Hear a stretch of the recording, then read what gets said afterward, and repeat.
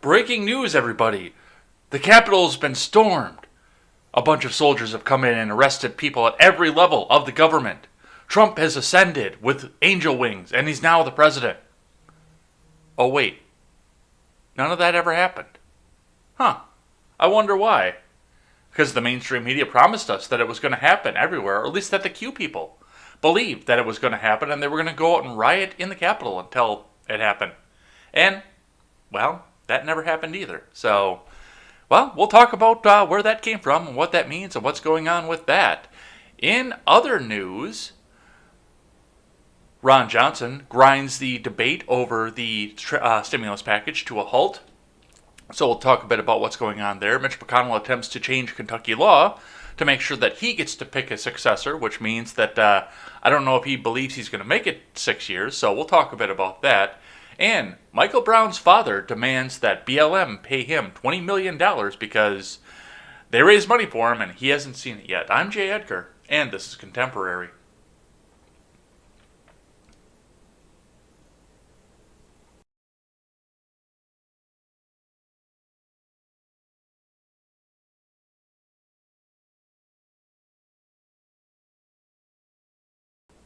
Good morning, everybody. Welcome to Contemporary. My name is Jay Edgar.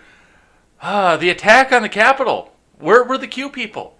The mainstream media promised me that Q people would be out there en masse, that they had to have the National Guard out there forever to save the government from the Q people. And it didn't happen. And they're going to try and move the goalpost again, by the way, just so you know. So we'll talk a bit about that, plus a bunch of other news to get to. But before we do any of that, head on over there and check out my friends over at the Freedom Scoop Media Group. You can find us over at freedomscoop.com. We are still under construction, so pardon our dust. But as you head over there, you can also go over to the various streaming platforms and find our friends, The Generational Gap, The Daily Ignoramus, who put on a great show last night. I actually used his show as a little bit of an audio backdrop last night to test the audio, because remember yesterday we didn't have any audio coming back through over on the Big Six over on the YouTube and the D Live and the Trovo side, because none of that was. I mean, it was going through my headphones, but for whatever reason it wasn't transmitting back out to you guys. But I got that fixed. I tested it with one of the clips that I tried to look at yesterday with Biden lying behind the mask. It's all working up again.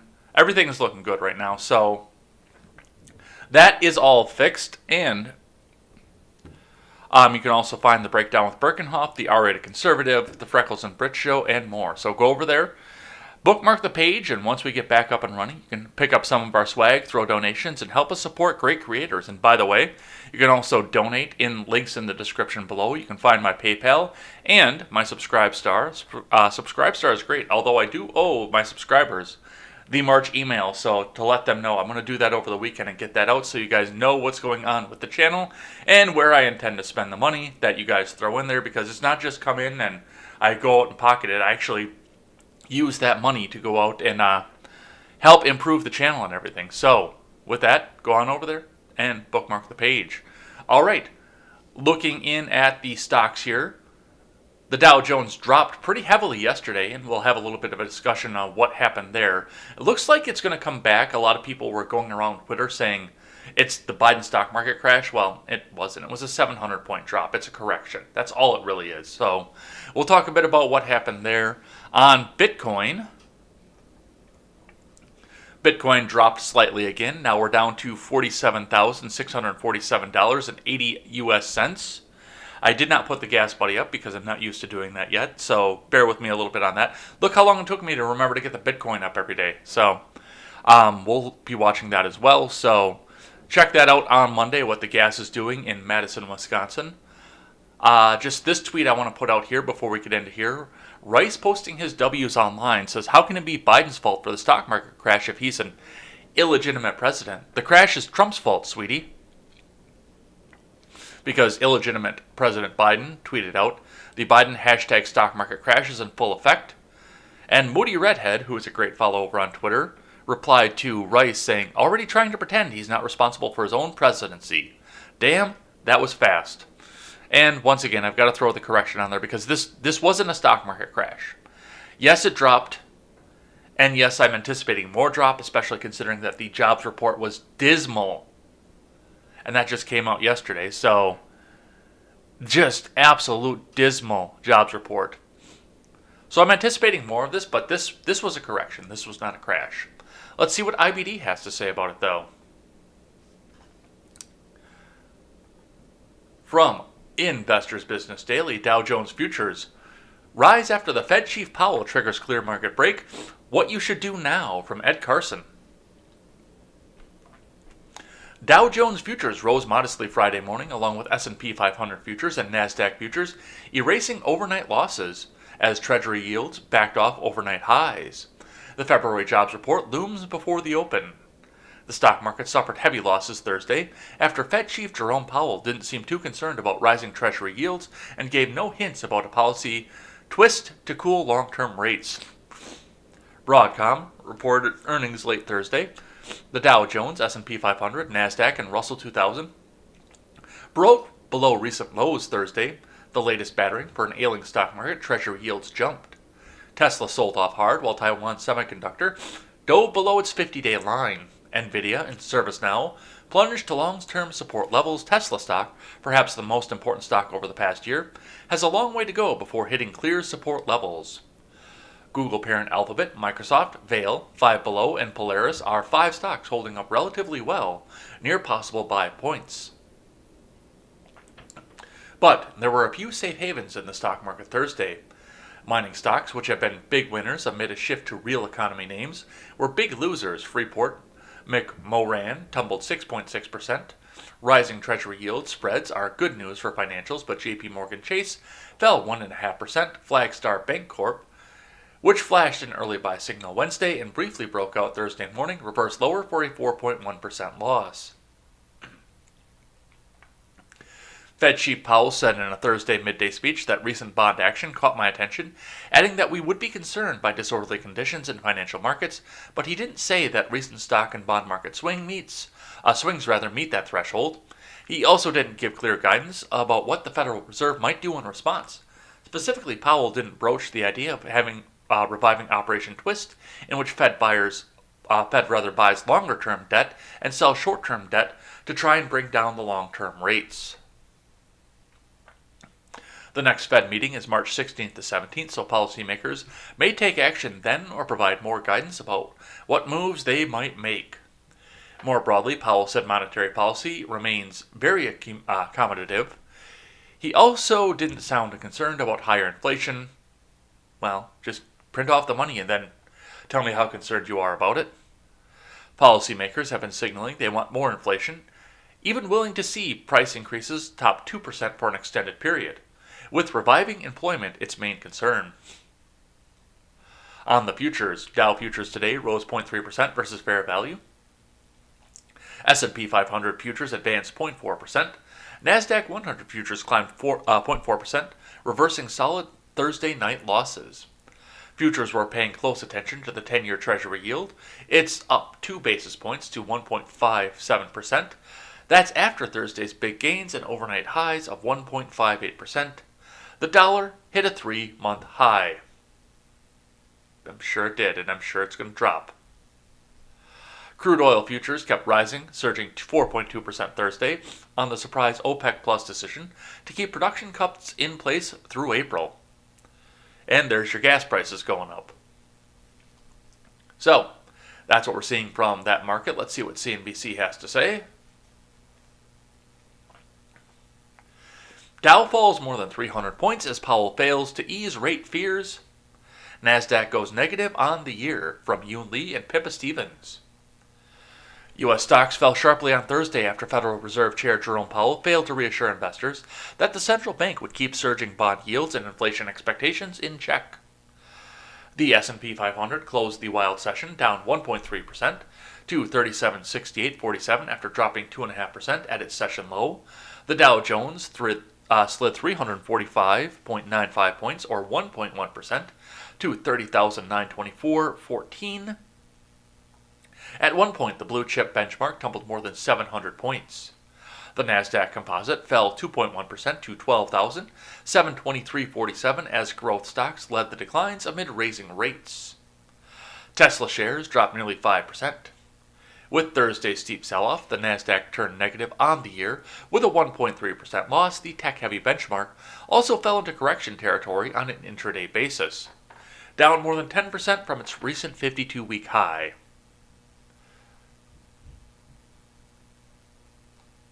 So that's what we're seeing from that. The markets are down, the federal government doesn't know what's going on, and people still want to go back and print money. And Powell can't tell you that it's not going to inflate. So we'll see what happens with this. We'll see what happens with the markets over the weekend, what the futures hold, and we'll watch it happen on Monday again. All right, let's get into the news of the day. Starting with Newsweek. QAnon theorists switch date to March 20th after no Trump inauguration called the 4th a false flag. There you go. Kick the can down the road once again, and they can continue to talk about what the Q people believe. So, as we all know, the National Guard is still stationed in the U.S. Capitol because they anticipated that on March 4th, which was supposedly the day of the last legitimate president, Ulysses S. Grant, which I don't understand the meaning behind that, or why MAGA people would even get behind anything like that. But I digress on that. Now it's going to be March 20th, and I have yet to see any confirmation from even somebody that has Q in his profile to say that this is actually going to happen. You know who I do see talking about this? People with hashtag resist in their profile. People with a blue wave in their profile. People who have no personality now that Trump isn't tweeting incessantly. That's who I see talking about this. I have yet to see a Trump supporter talk about the real inauguration day. I have yet to, and yet, here we are now talking about doing this again on March 20th. From Emily Sachor. As federal law enforcement agencies brace for QAnon conspiracy theorists to exchange in potential acts of violence on Thursday, leading affiliates of the far-right extremist movement seem to amend formerly held beliefs about the significance of March 4th. QAnon, a viral set of online conspiracy theories pushed predominantly by followers of former President Donald Trump, gained widespread notoriety ahead of most recent general election. Supporters believe a range of false conspiracies, whose overarching theme alleges that distinguished Democrats belong to a secret global network of sex traffickers and Satan worshippers that Trump was appointed to disband. Proponents for QAnon were responsible for spreading misinformation and disinformation about a number of issues from COVID-19 to the Black Lives Matter movement during the months leading up to November's election.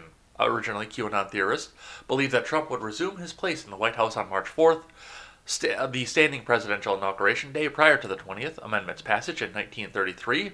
Inaugurations took place on January 20th, the day President Joe Biden was sworn into office earlier this year after that. And now we know what QAnon was, and people have come out and correctly identified this as the biggest psyop to date at this point.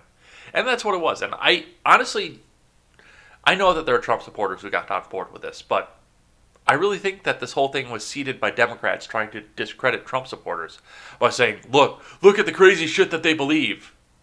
Which they do believe crazy shit, don't get me wrong. But once again, I don't see anything coming from the Trump right on any of this. All I see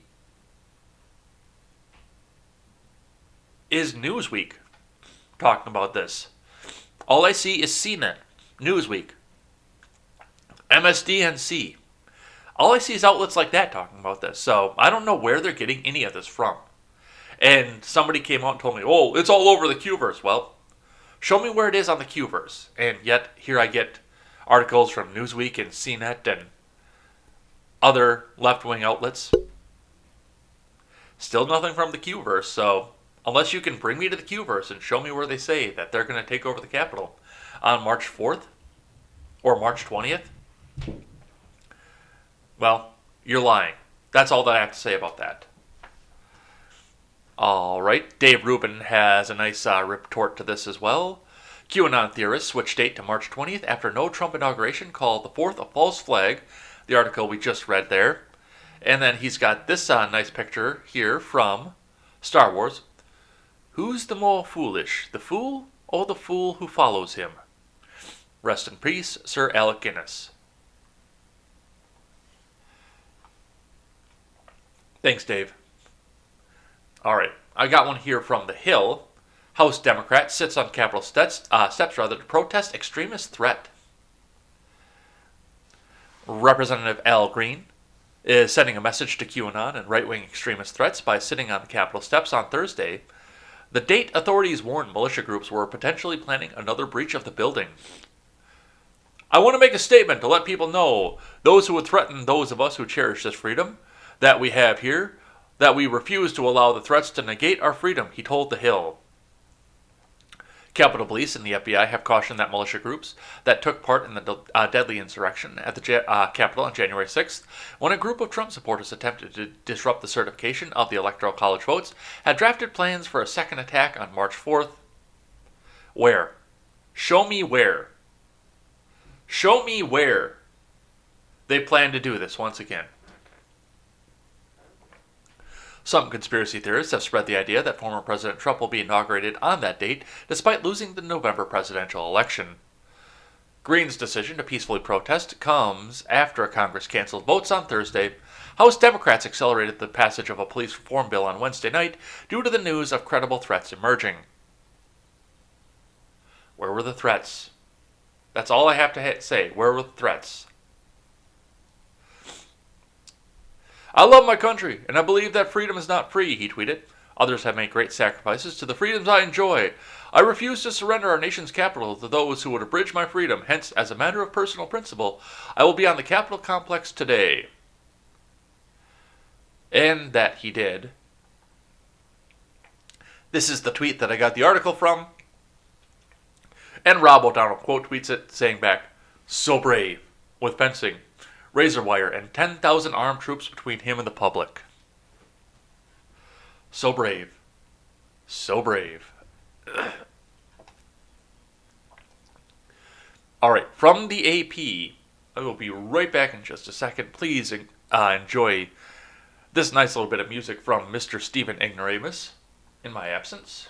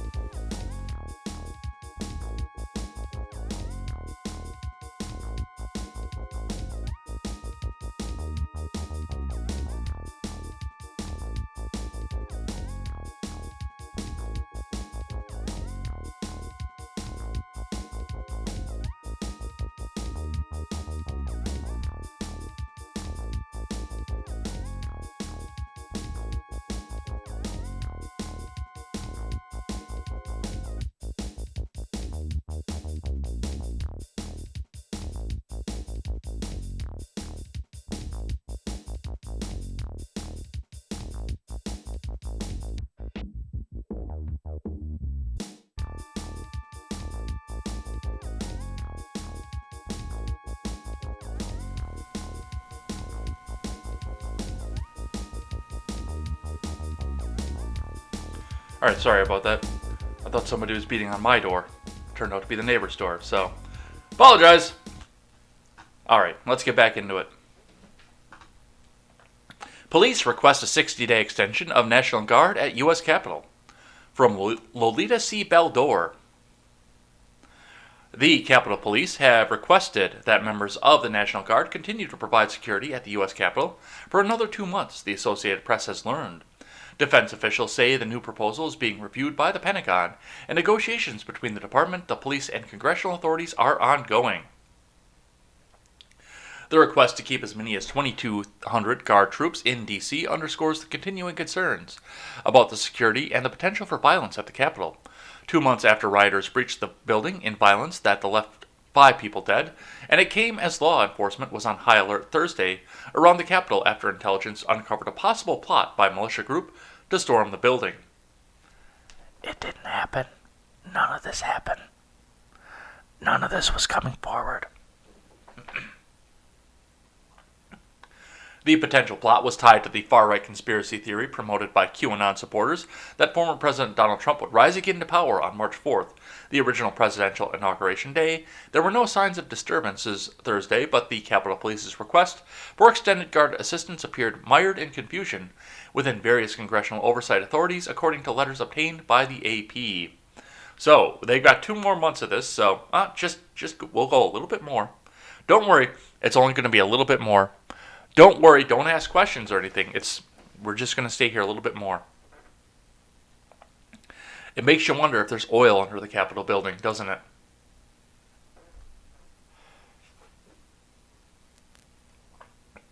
So, that's what we see from that. Let's keep going here. I got another one from the Hill. Q Shaman is wounded. Trump hasn't helped him. From Joseph Choi.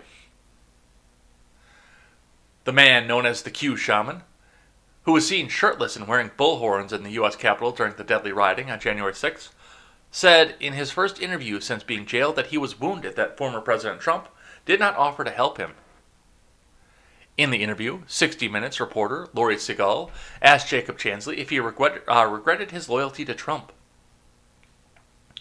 I developed a lot of sympathy for Trump because it seemed like the media was picking on him, and it seemed like the establishment was going after him unnecessarily or unfairly. And I had been a victim of that all my life, whether it be in school or at home. Well, you're wearing bullhorns in the Capitol. So in many ways, I identify with a lot of the negative things that he was going through, Chansley said.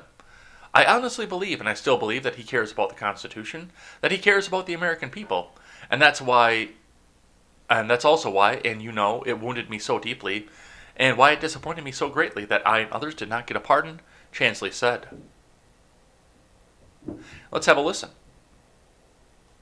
A judge will hear arguments tomorrow on whether the man known as the QAnon Shaman should be released before his trial. Jacob Chansley was arrested after the January 6th assault on the Capitol.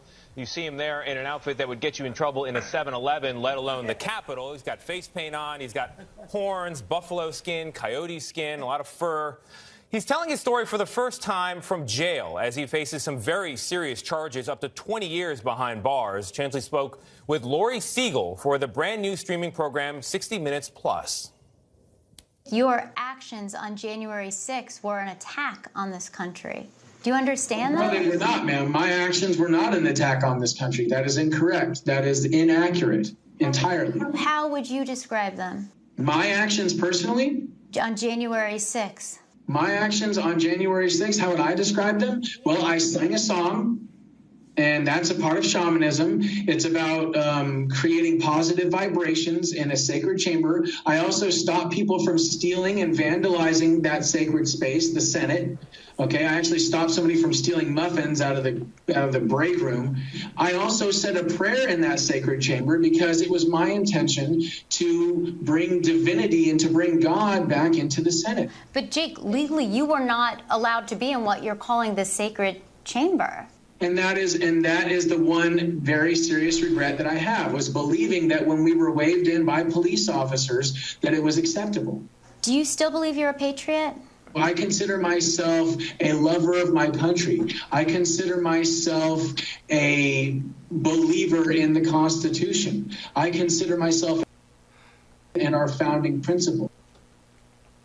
Yeah, I see a lot of chatter over in the chat right now talking about the fact that this guy is a fucking nutcase, and the media loves to promote the nutcases, especially when they're supporters of the evil orange man. So that's probably a part of the reason why this guy's getting a platform. All right. Let's keep going here. Steve Scalise, just touching briefly on what we talked about yesterday with H.R. 1. Every single American should be outraged by this. Democrats just voted to ban voter ID nationwide and force every state to permanently expand mail-in voting. Well, as long as the Constitution is upheld, which I've got another story to talk about that a little bit later, as long as the Constitution and the Bill of Rights are upheld, he never has to worry about that because it's illegal for the federal government to step in on these things. Let's keep going. From the Blaze, explosive New York Times report claims that top Cuomo aides rewrote a report to change nursing home death totals months before the federal investigation began. From Leon Wolf. An explosive report released by the New York Times, a former newspaper, on Thursday night alleges top aides to embattled New York Governor Andrew Cuomo rewrote a report that was prepared by New York Department of Health officials in June of 2020 to omit many of the nursing home deaths that had occurred in the state.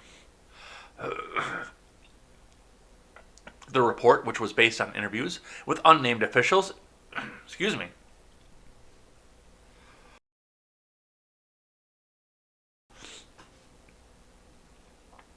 in Cuomo's administration, alleges that the numbers were changed out of a desire to protect Cuomo from political fallout relating to his decision to order nursing homes to readmit patients who had tested positive for COVID-19. The changes were made months before the federal investigation into nursing home deaths in New York began, a significant development because aides to Cuomo have claimed that the administration withheld nursing home death data from the legislature because of the pending federal investigation. So, good on the Blaze for trying to keep this up in the forefront because the rest of the media has completely forgotten about this, based on the fact that they think they're going to get him out for going after his staff and he's going to be the next victim of fucking #MeToo. So, we'll be watching this one closely and see who reports on it and who doesn't. All right. From the Hill. Ron Johnson grinds the Senate to a halt, irritating many. From Jordan Carney. Senator Ron Johnson is grinding the gears of the Senate to halt as it seeks to move forward with President Biden's $1.9 trillion COVID-19 relief bill. It is just the latest step by Johnson, who is up for re-election in a state narrowly won by Biden to burnish his Trump credentials. Whether that's by repeating unfounded theories about the January 6th Capitol attack, or becoming the face of the GOP opposition to the coronavirus bill that is broadly popular even among Republicans. Johnson is taking a two-pronged approach to his hardball tactics. First, he's forcing the Senate clerks to read the entire piece of legislation, a delaying tactic that irritated Democrats and even some Republicans. Then he wants Republicans to sign up for shifts so they could potentially force hundreds of amendment votes. Johnson's delay tactics won't sink the bill, and some colleagues have been puzzled over what his endgame is. Well, he wants people to go on the C-SPAN and see what's actually in this piece of shit, is what he wants from it. But, you know, the average American voter says, oh, well, I don't have to be outraged about Trump, so I'm not going to watch C-SPAN anymore. I'm less enthused about the point being made because I'm not sure it really makes a point. It doesn't punish anybody except members of the staff and pretty much all 100 senators, says Senator Kevin Cramer of North Dakota. He added that Johnson has the right to force the bill to be read, but I fail to see the strategic value. Well, it's because there's a bunch of stupid shit in this bill, and the American public deserves the right to know. Anytime they're trying to take information away from you, you have to ask and wonder why. And they are trying to take information away from you at this point.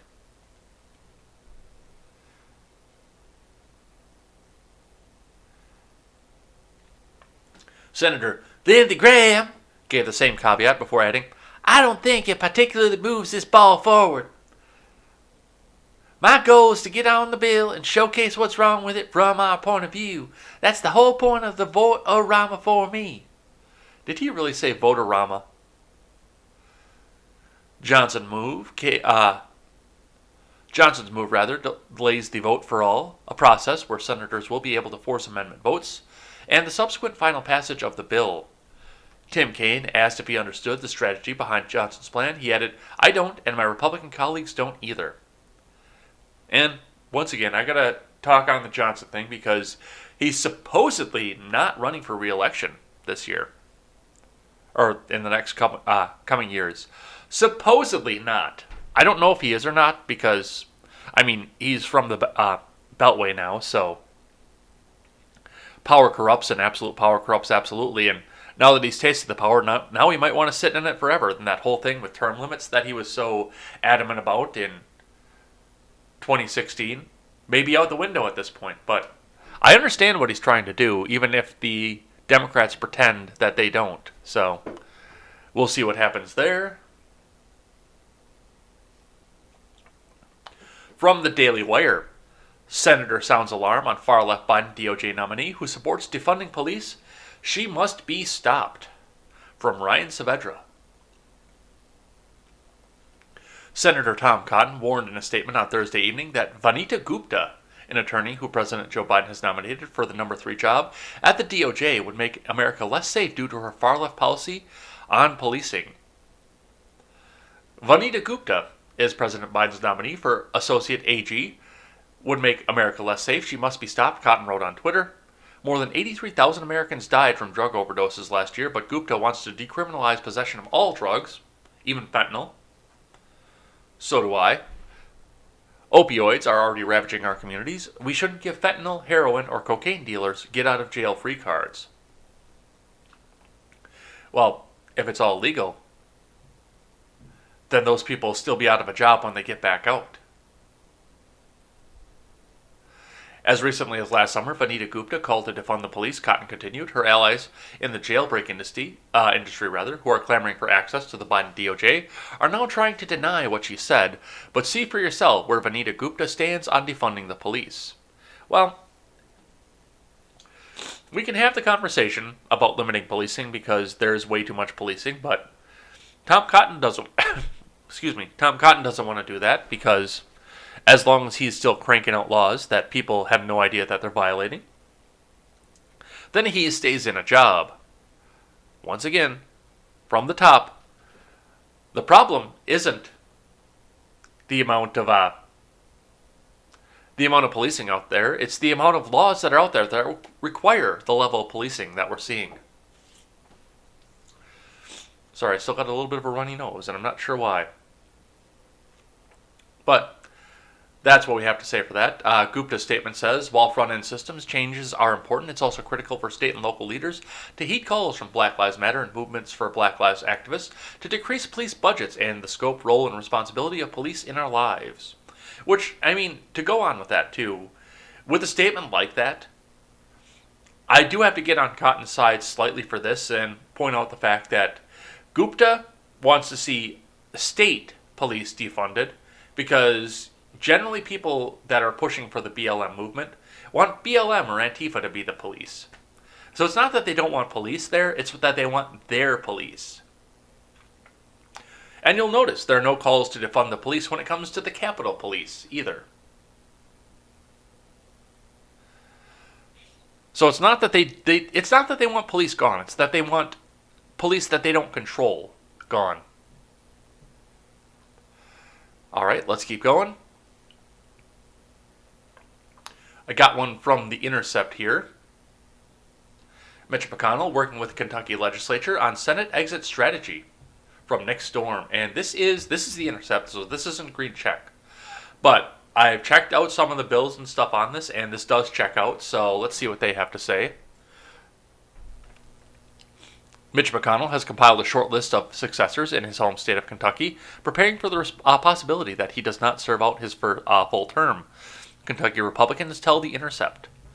The list is topped by his protege, Attorney General Daniel Cameron, and also includes former UN Ambassador Kelly Craft, whose billionaire coal magnate husband is a major McConnell donor, as well as Kentucky Secretary of State Michael Adams, the former McConnell scholar. Under current law, the power to appoint McConnell's replacement falls to Democratic Governor Andy Beshear, but new legislation McConnell is pushing in the Kentucky General Assembly would strip the governor of that power and put it in the hands of the state GOP. McConnell's scramble to secure his legacy comes as his position in the party he effectively built from the ground up is increasingly shaky. McConnell's denunciation of former President Trump, even as it was accomplished by a vote of acquittal and a pledge to endorse the former president in 2024 if he's the GOP nominee, has brought on calls for his censure by party leaders across the state. A candidate running in McConnell's mold would face an uphill climb through a primary in the new Republican Party unless, that is, the candidate has the benefit of incumbency. So, as far as this goes, who appoints the replacement senator does kind of vary between states. Sometimes it is the state legislature that comes forward, and sometimes it is the governor. I believe in my state, it's the legislature has to vote on and appoint somebody to send before, if it happens, in the middle of the term. So, but under Kentucky, that's a battle for Kentuckians to decide, and if they decide they want Bashir to do it, or if they want the legislature to do it, which is, I believe, GOP controlled. So, I don't think it should be to the party, but that's also not my decision. I don't vote in the state of Kentucky. So, that's what I have to say on that. All right, I got one from NPR here, but I'm going to take a second of a break here, so I'll be right.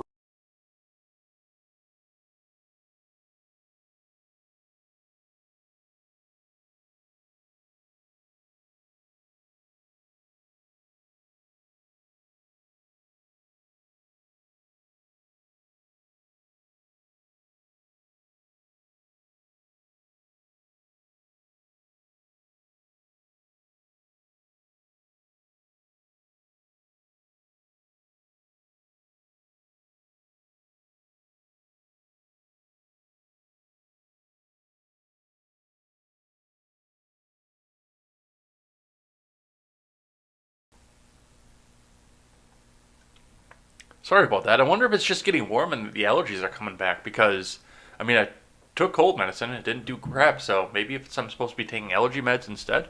Well, we'll see, but we got to power through this one here, including one from NPR. Supreme Court makes it harder for undocumented immigrants to fight deportation. From Nina Totenberg. Remember, National Progressive Radio needs your donations so they can stay on the air and continue to tell you the communist way. Don't you want to see the communist way grow in the U.S.? Give them a little bit of your money. No, wait. Don't you mean our money? All right. From Nina Totenberg. The U.S. Supreme Court on Thursday made it more difficult for undocumented immigrants who have lived in the U.S. for a long time to fight deportation. The court's 5-3 ruling came in the case of a man who has lived in the U.S. for 25 years, but who used a fake Social Security card to get a job as a janitor. Clemente Parita was fined $100 under Nebraska state law after he pleaded to contest the crime of attempted criminal impersonation. The lower courts ruled the conviction was enough to trigger his deportation because it was a crime of moral turpitude under the state law. The finding, in turn, meant that Parita was ruled ineligible when he appealed to the AG to cancel his deportation because of the impact it would have on his son, a U.S. citizen, and the rest of his family. The AG does not have such discretion, but if that applicant has been found guilty of a crime of moral turpitude. The opinion written by Justice Neil Gorsuch, the Supreme Court, said the burden was on Parita to show that in his case the facts did not amount to moral turpitude and that he had failed to do that. And that's the problem that I have with this right there. That's it. Because we go back to the Bill of Rights and the founders and the way that they believed our rights came.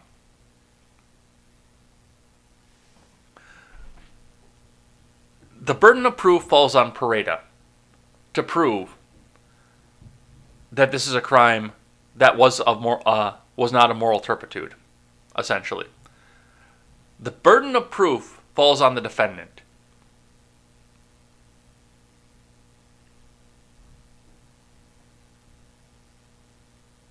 I had to count my words for that one. Those are the scariest 8 words in the English language. The burden of proof falls on the defendant. No, that's not the way our Constitution or our criminal justice was designed. And I don't care if you're an illegal immigrant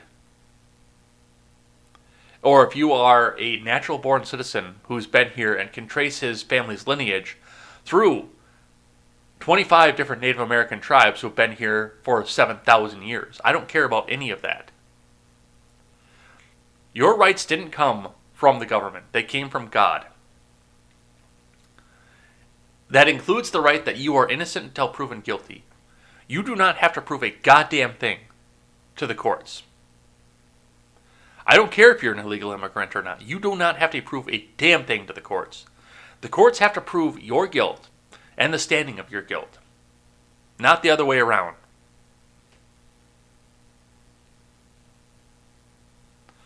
So, definitely something to look into as far as the constitutionality of this. I don't buy into any of it, especially when it is somebody that's going back after the government and suing the government. And yes, it is still somebody out suing the government, but no. It is the burden of proof is not on Pareda to do anything to the federal government. It's or any government anywhere in between. The burden of proof is on the government, always, by default, no matter what. All right, so that's what we have to say with that. From the Daily Wire, Biden union blunder reveals the truth behind big labor, from Aaron Weath. President Biden appears to struggle with the English language, providing a never-ending supply of fodder for his many critics. But a 2-minute video recently posted to Twitter does far more than highlight Biden's linguistic struggles or offer further empty promises. In it, the president veers accidentally into a candid topic which will worry his friends in the country's government employee unions. Let's have a listen.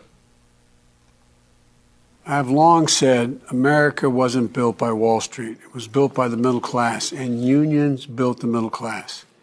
Unions put power in the hands of workers. They level the playing field. They give you a stronger voice for your health, your safety, higher wages, protections from racial discrimination and sexual harassment. Unions lift up workers, both union and non-union, and especially black and brown workers. I've made it clear when I was running that my administration's policy would be to support unions organizing and the right to collectively bargain. I'm keeping that promise. You should all remember, the National Labor Relations Act didn't just say that unions are allowed to exist. It said that we should encourage unions. So let me be really clear.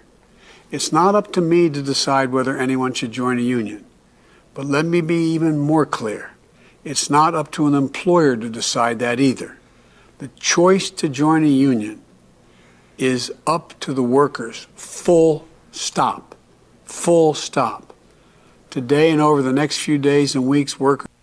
All right, and that's the point that Daily Wire is trying to get to here. And honestly, this completely backtracks the basic mission statement of the union, for that matter. Referring to Amazon employees in Alabama under pressure to unionize, the self-described best friend of labor has ever had in the White House fulminated. Let me be clear. It's not up to me to decide whether anyone should join a union. But let me be even more clear. It's not up to an employer to decide that either. The choice to join a union is up to the workers. Full stop. Full stop. While he is correct, the problem is not Biden's word, but his intent and actions. In this case, the president is all for workers having a right to choose for themselves whether to unionize, as long as they decide in the affirmative, that is. For example, prior to the election, Joe Biden had no use whatsoever for right-to-work laws, the ones that safeguard the rights of workers to join a union or not. Likewise, Biden openly disagreed with the 2018 Supreme Court decision, Janus versus AFSCME, that finally affirmed the right of the state and local government employees to not pay a union as a condition of employment. Then he promised to invalidate the decision by executive order if need be, in order to force every public sector employee back into the union entrapment. Big labor and big tech, both bastions of left-wing progressivism, come down on opposite sides of Biden's blunder. Big labor, which has been steadily losing members in the private sector for decades, would like for everyone to be forced into a labor union and therefore required to pay dues that fund their lavish lifestyles and radical agenda. Big tech, in particular Amazon, has been fighting off unionization amongst its employees because, although liberal is a delicate way to describe Silicon Valley, they understand that unionization kills productivity, innovation, and the flexibility to reward their best and brightest employees. And there it is. But I want to go a little bit in a different direction from what Aaron Weath had to say with this, because I see this in a different way. And I mean, Biden is right, but once again, this goes against the mantra of what the Democrats like to say. It is the choice of the worker to join a union and not the choice of the employer. And keep in mind the fact that it's also the employers who come out and force your unionization. I mean, we have right to work in Wisconsin right now, but Evers is fighting tooth and nail to get rid of it. But if you go into certain places, before right to work went in, I should say, and I've worked for a place like that, at the bottom of the market where there was there were no jobs to be had. Working on a fleet for $10 an hour. Working in a factory workers union on top of it for $10 an hour, working on a fleet. And then watching one of my coworkers just get a promotion and a big pay raise because he threatened to quit one time. Which is not supposed to happen in a union. It's supposed to be everybody goes up, that they've got their incremented rise up. They force the union in there so you don't go out and try to outperform everybody else, and then they have that level of control over you too. My biggest problem with private sector unions, public sector unions are a whole different story, but my biggest problem with private sector unions is that they are so often, because they are a mandate and a condition of employment for the places that are unionized, they have their hands in the payroll department's pocket. The payroll department is paying your union dues, not you. And then you expect me to believe that the union's really going to fight against the company who's giving them the money. No. I am actually very, very amicable to the idea of unionization, so long as it's done privately apart from the company's payroll department. If you and your buddies want to put a bunch of money together and hire a lawyer and all say that, well, you can't fire us because we'll all quit. You can't fire me because we'll all quit and then you'll have no workers. That's between you and your employer and you and your buddies. That's between you guys. But yeah, once the company's payroll department starts paying your union dues, you lost me. I'm done.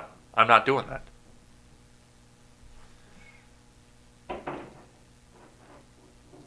So, that's what we're seeing from that. I've got one here from Reuters. Civil War, Trump attacks Republican strategist Rove, who fires back, from Steve Holland. Former President Donald Trump intensified his war with the Republican establishment on Thursday by attacking Karl Rove, a longtime Republican strategist who criticized Trump's first speech since leaving office for being long on grievances but short on vision. Well, I listened to the speech and Karl Rove is actually right, and I can't believe I'm saying those words. He's a pompous fool with bad advice and always has an agenda, Trump complained in a statement issued by his office in Palm Beach, Florida. Oh, I thought that was Rove. Rove, the architect of the Republican George W. Bush's presidential victories in 2000 and 2004, wrote in an opinion article in the Wall Street Journal on Thursday that Trump's speech last Sunday to the Conservative Political Action Conference was wanting. Rove noted that in a straw poll of CPAC participants, only 68% wanted Trump to run for president again in 2024, while 32% did not want him to run or had no opinion. That probably didn't go the way that he wanted it to. And, I mean, Rove is right, and there is still this big rift in the Republican Party now that they think they've ousted Trump. They think they can go back to their basic neocon ways and go start bombing brown people and getting money from their big business buddies and pretending they're any different from Democrats. But these people are just after power. That's all that they're after at this point. That is all they are after is power. And you see it with McConnell. Now, people like Rove aren't just going to sit and bow down as soon as Donald Trump comes out and becomes the winner again. Hopefully. He might change his tune here coming up in 4 years. We don't know. But like we saw with McConnell, McConnell will go wherever the most powerful person is. He's like Sean Hannity in that aspect.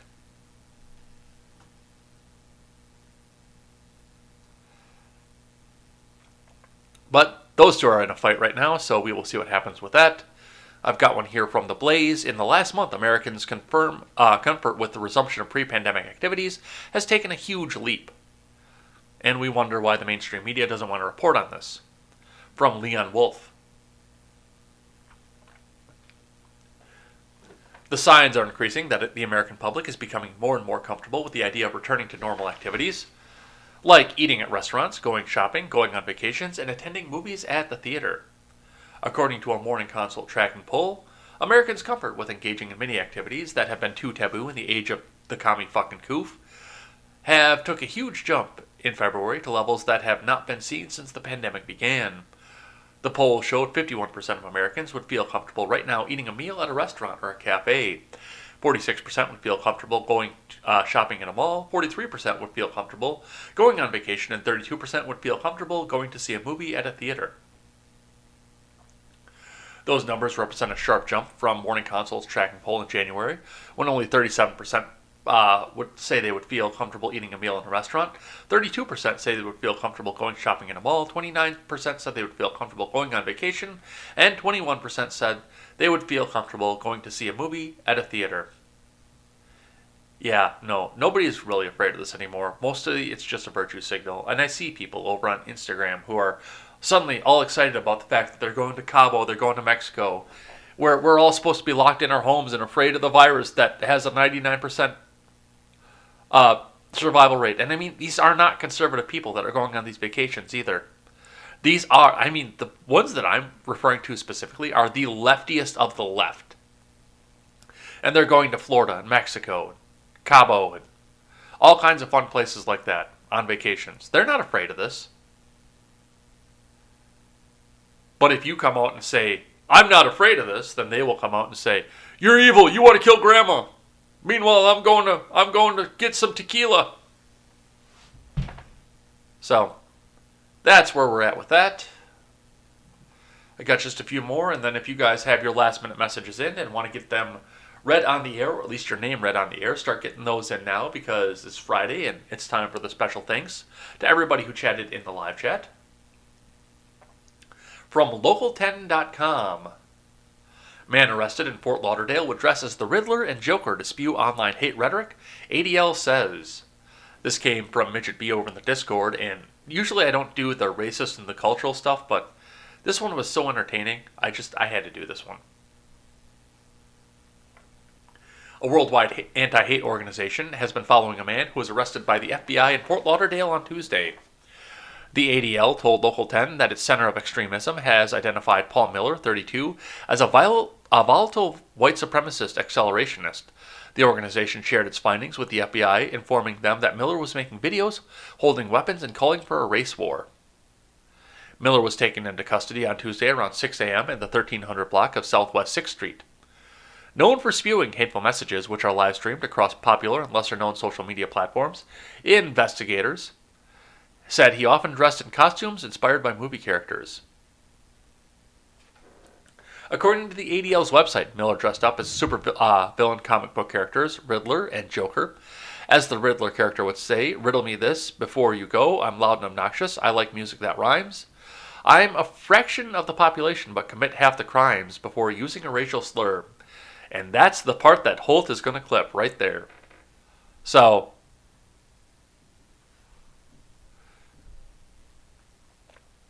some people just want to watch the world burn, I guess. I don't know. I guess he got picked up for a weapons charge, too. It wasn't like he was picked up specifically for the fact that he was spewing the online hatred. He is a felon, and he had a weapon in his possession. So that's what he got picked up for. But, of course, the ADL has to celebrate because, look, we got this evil Nazi racist person off the streets. All right. I've got one here that I wanted to talk about yesterday. So, Dr. Liz Jordy Katzen says, Dear Glenn Beck, it's not fascism for a private company to make a decision about what they will and will not publish. Destroying the meaning of words is crucial to the success of right-wing agenda. Because Glenn Beck had to talk a little bit about fascism. They are banning. Let's have a listen. They are banning Dr. Seuss books. How much more do you need to see before all of America wakes up and goes, this is fascism? This is fascism. You don't destroy books. What is wrong with us, America? Go out and buy those books today. Find out if you can get them. Buy Mr. and Mrs. Potato Head. Because it's the end of an era. It is the end of freedom in America. They are banning Dr. Seuss. Well, I mean, we're running into a corporatocracy at this point, and the corporations have more power than the government does. So, I mean, it is fascism to a sense as well. But you know, nobody knows what that word means anymore. It's been completely devalued. It's just a matter of somebody has an opinion of something that I don't like, is what fascism has become. But we couldn't listen to that yesterday because there was no desktop audio coming back out of my laptop.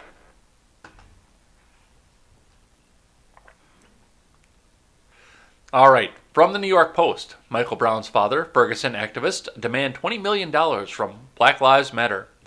From Ken Gardner. The father of Michael Brown and other activists from Ferguson, Missouri are demanding financial support from Black Lives Matter after the organization revealed it raised $90 million last year. Michael Brown Sr., whose son was fatally shot by a white police officer in August of 2014, along with the other activists who helped propel the movement, want $20 million from the group to help their community. Where's all that money going? Brown Sr. asked in a Tuesday press release from the International Black Freedom Alliance. How could you leave the families who are helping the community without any funding? The police shooting of Michael Brown sparked months of unrest in Ferguson and helped solidify the national BLM movement. Which, by the way, the BLM movement started raising money specifically for the Michael Brown family to help them rebuild and help them cope with their loss. And now, I don't know if they haven't seen a dime, but they're not getting the money that I would say that was raised specifically for them. So, yeah, BLM kind of cheated these people, and that's what they do. They get the money, they get it all brought back in, and now they're using it for getting a plaza built for them in Washington, D.C. So, there we go with that. All right, then the last one that I have here, just to talk just a bit about our friends on the other side of the world. I haven't seen Mad Cow Mark in here yet, but I know this is kind of his region of the globe. New Zealand downgrades tsunami warning after 8.1 magnitude earthquake from Angela Dewan. New Zealand has downgraded its tsunami warning after a powerful earthquake struck the Kermadec region, Islands region on Friday, sparking fears of a tsunami. The 8.1 magnitude quake was the third to strike the area on Friday morning local time, according to the New Zealand National Emergency Management Agency. Residents in some areas received emergency alerts on their phones urging them to evacuate now. As tsunami sirens rang out, the emergency agency issued a temporary evacuation order for people near the coast, warning them do not stay at home. The damaging tsunami is possible. The Kermadec Islands are about 500 to 620 miles northeast of New Zealand's North Island. The east coast of the North Island, from the Bay of the Islands to Whangarei, from Matata to Talaga Bay, including Wakatane and Opotiki and Great Barrier Island, are all included in the Pacific Nations tsunami warning. So, on Friday afternoon, the agency downgraded its warning from land and marine threat to beach and marine threat, meaning all residents who evacuated can now return to their homes. So, the tsunami's gone down. Doesn't look like anybody got hurt from this, so good for the people in New Zealand and their island neighbors. And I'm glad that nobody was hurt. All right, and with that, we move on into the last part of the program, which we thank the people who chatted in the live chat throughout the week and anybody for today. So if you want to get that last minute message in, if it's sufficiently stupid, it'll get read on the air because it will raise the intellectual level of this program. But let's start with the week before. Starting with, on Monday, we had Chilaga 1984, Ron Helton. McConnell smuggles coke. Music Man with two N's in the breakdown with Birkenhoff on Tuesday. Sully Blue made his return, which I was quite excited to see. I hadn't seen Sully for a while, so hope he's doing well. I'm glad to see it when he can pop in, but, you know, family always comes first. Ron Helton, Chilaga 1984. Nova 3239 was here. I also had a thing fishy on Wednesday. Quest Fanning joined us. Chilaga 1984. Sully Blue was here. Ron Helton, Seawall 728, mod across all the channels, was here. Mad Cow Mark, our friend from the other side of the globe, was here for just a bit. Novelium YT came and hung out with us. Death Priest was here, but nobody died. On Thursday, we had Sully Blue. Chilaga 1984. Jessica Green came and hung out with us for a little while, claiming she was here for the last 5 minutes of the show, but she got a little bit more than that because the show ran a little bit long yesterday. Ron Helton was here. Quest Fanning was here. R Volt 24 showed up, and he tossed a little bit of stuff in the Gilded right before I went live, but I didn't feel it was necessary to the conversation. We might talk about that on Monday, though, because apparently YouTube is scrubbing Trump's speech from CPAC. I didn't know enough about it to opine on it yet, but we might talk about that on Monday. So look forward to that. We also had Mad Cow Mark, Nephilim Ninja of Nibiru. RH was here, and Ron Helton as well. RH and Ron Helton are two different people, though, I believe. Because they've got two different YouTube handles. All right, as of today, let's see what we've got. Ron's got his stickers removed. Quest Fanning is here. Hey, folks, good morning. Ron Helton is doing the Trovo thing for a little while. Guten Morgen. Chilaga 1984. Holding the guard over on Twitch. Yes, I saw you were testing audio. By the time I saw the notice, you were offline. Yeah, it was just short because I figured it out pretty quick. I literally turned OBS off and turned it back on, and it fixed it. Yes, chat is still disconnected on Trovo. We have not had that resolution yet. I'll look into it again this weekend. Spartan says, Ron Helton, will you be my D-Live boyfriend? Chilaga's come over on the YouTube side. Do you have a wrench on YouTube, Chilaga? I'll have to look. I can look right now, actually.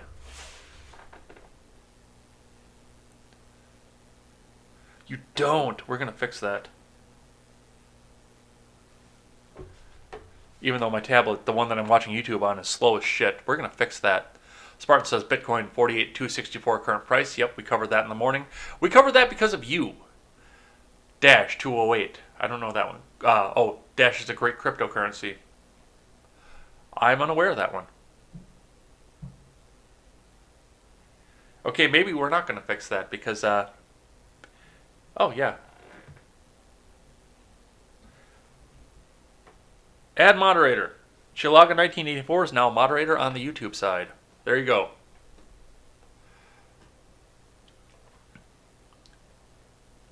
I would be ashamed to wear that uniform under the president. Yeah, it really does look like they're going to be sitting there and sitting out in the Capitol forever. And like I said, it's like Afghanistan. There must be oil under the Capitol, and they have to defend it. Ron Helton says Babylon Bee decision not to impose mask mandates in Texas has resulted in massive deaths in the Lizard Quadrant. Nice. Oh. Spartan, I'm not going to read that one. Oh, yeah. Only mental cases support Biden. Most just don't want Trump. They love those mental cases promoted. Yeah.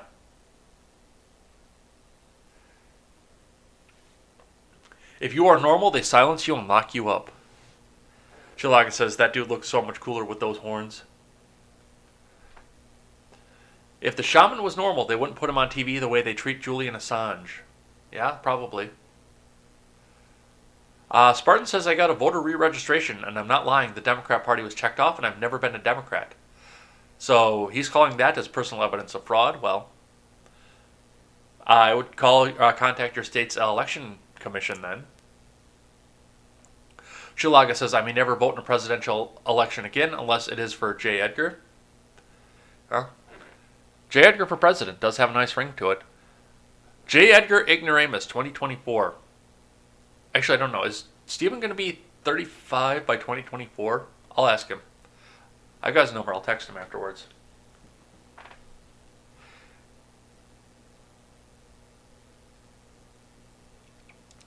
If they could steal an election, they can go after guns. That's probably true.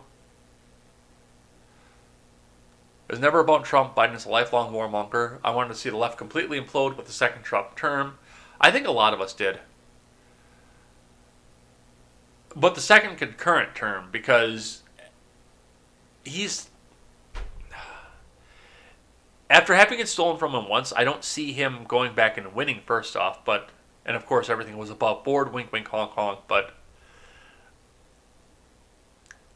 I don't think the second term, non-consecutively, would be as good for the country as a lot of people do think it would be. Now, I have other people in another poll that I decided not to put in here that shows that if Don doesn't run, then Don Jr. is the presumptive nominee. And I said, no!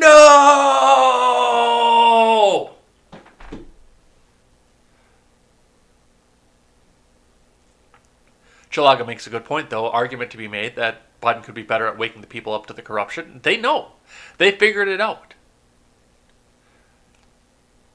They wanted Trump out so bad that they put everything aside and voted for one of the most corrupt politicians in history.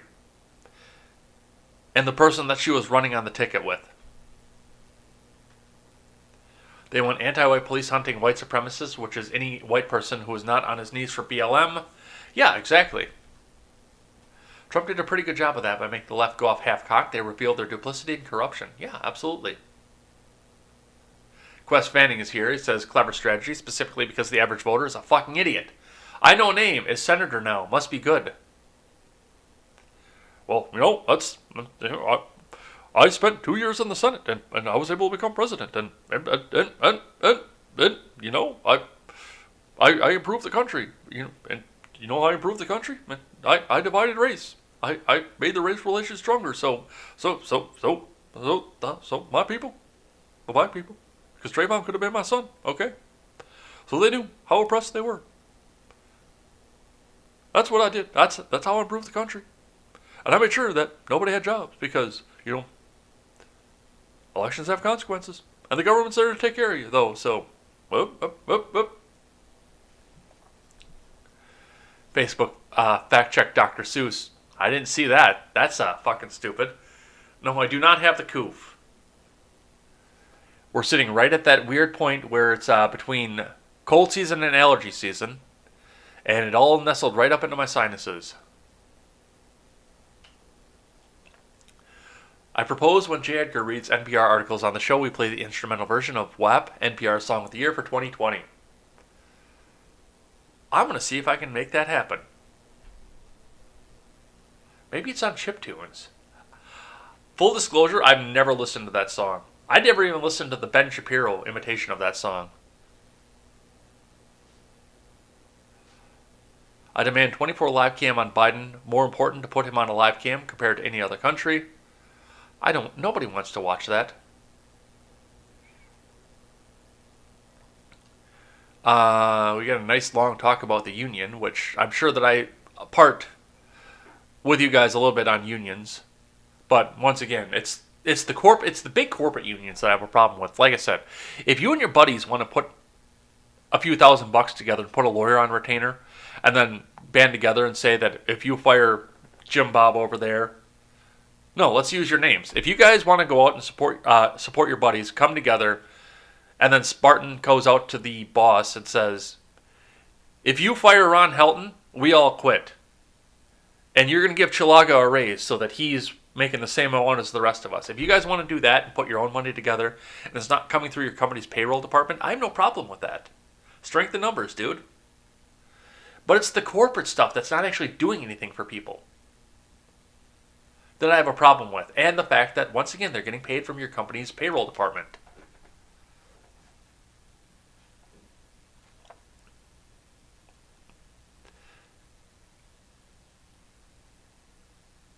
Let's see. Grandma and grandpa are old. Their days are numbered. So they violated his First and Second Amendment rights.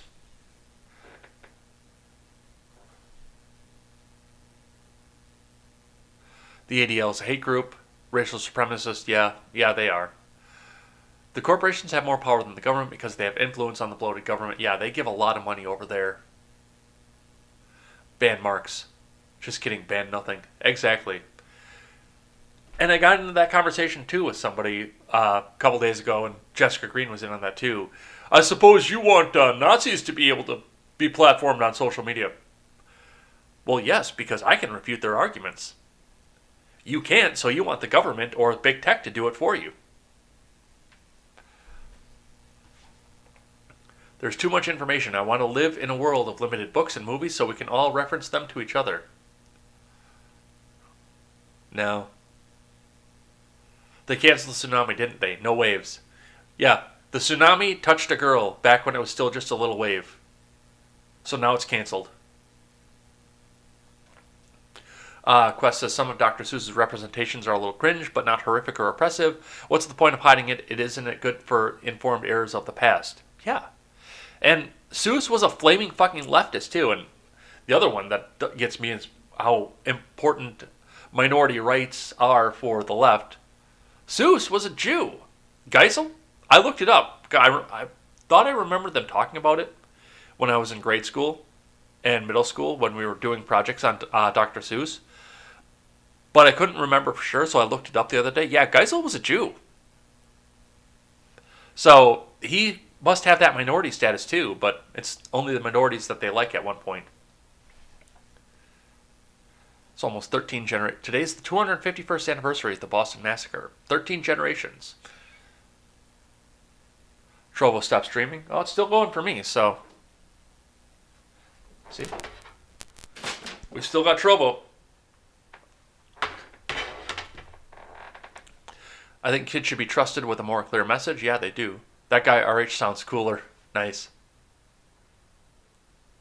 Give me a book on insects and plants. Yeah, well, that's why I raised carnivorous plants, because I wore the binding off the book on carnivorous plants in my grade school's library when I was in grade school. I wore the binding off that book. I checked it out so many times. And now I raise them. We are spicy this morning. You're spicy every morning. You've all got coffee this morning. Give kids an accurate real-life information so they don't turn out lefty. Yeah. I love fiction, but I think it should come later. Stephen Ignoramus just turned 33, so he'll be old enough by 2024. There you go. J. Edgar Ignoramus, 2024.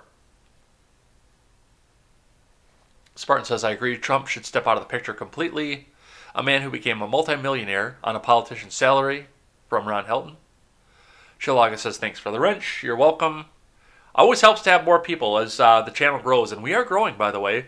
We went up almost 10 last week, and then YouTube took 4 more back away from me. So tell a friend and tell 10 more friends to get some more people on over here for the morning shows and for the Red Ned Show. The Red Ned Show is really driving the growth right now, too. So definitely come back over and check that out. But yeah, love to see more people coming and hanging out and discussing the ideas back and forth with each other. And once again, I know that at some point I'm not going to be able to do this and thank everybody individually at the end of the week, but while I'm doing this, I want to be able to thank you guys who came here and helped build the show from the ground up, so definitely. Also, I want to point out and thank Ellis Moore, who popped in over on the Instagram side early on in the program and gave me a heart over there as well, so, and that's where we're going to call it for the day. So, thank you guys for coming and hanging out and chatting in the live chat today and through the week. There we go. Let's get that started back up again. Started from the middle because I stopped when I blew my nose a little bit ago and checked on the door. But yeah, thank you guys for coming and hanging out with me and chatting throughout the week, talking about the news, discussing what's going on in the country, and getting me some good ideas of what's going on. Like I said, I read your chat during the week after the show, so I know what you guys are thinking and what's important to you guys. And thanks again for coming and hanging out in the Discord as well, putting your articles up and making sure that I know what's going on as well, and I know what you guys want to talk about. Because I can sit down and talk about the Daily Wire and what they have on the front page for an hour every morning, but I'd rather give you guys the news that's important to you. So thanks for that. I will not be doing a weekend show this week. I've got some family obligations I've got to take care of, so we won't see you this weekend here, but I am going to be doing a little bit of work off to the side. I'm probably going to be doing some writing, and possibly I've got another solo video coming up in my mind as well, so look forward to that as well. Otherwise, we'll be back here on Monday for more contemporary and talking about what's going on in the news for then. Until then, I'm Jay Edgar, and this is Contemporary. Take care.